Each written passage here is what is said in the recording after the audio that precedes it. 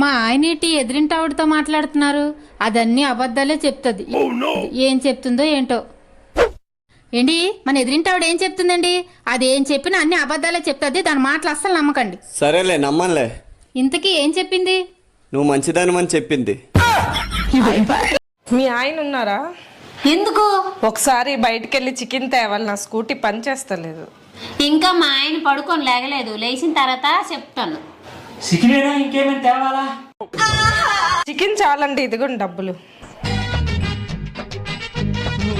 షాప్కి వెళ్ళి పాలు పెగడతామని అరగంట నుండి లేపుతుంటే లేగడం లేదు. ఇప్పుడేమో ఎగేసుకుంటూ పరిగెడతాను కొంపు మొక్కమాడ.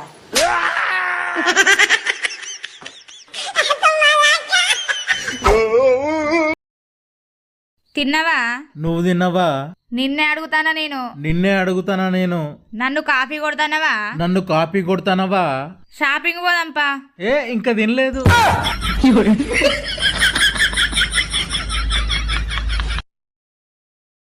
ఇంట్లో పంచదార అయిపోయింది. ఈ చిన్న గ్లాసుతో పంచదార ఇస్తావా? మళ్ళీ ఇచ్చేస్తాను.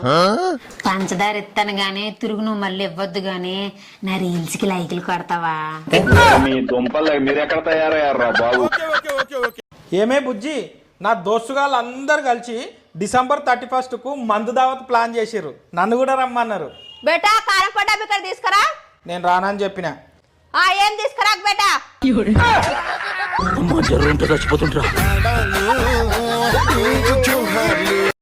బావా నేను కొత్త చీర కొన్నా. ఎంత కొనుక్కున్నావు? 2000 పెట్టి కొన్నా. ఈ చీరకు 2000 పెట్టి కొనుక్కున్నావు? నీకేమైనా తెలివి ఉన్నదా? అది లేకనే మన పెళ్ళప్పుడు 5 లక్షలు పెట్టి నిన్ను కొన్నా.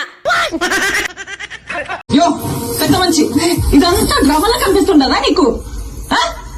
నీ బిడ్డకే కాదు, ఏ ఆడబిడ్డకిటైనా మా ఆయన ఇట్లానే కాపాడతాడు. అది ఆయన నీతి.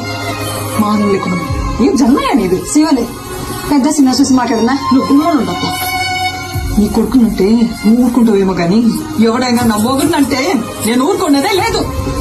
నేను చేసిందే కాక అలా మాట కూడా పడాలనా?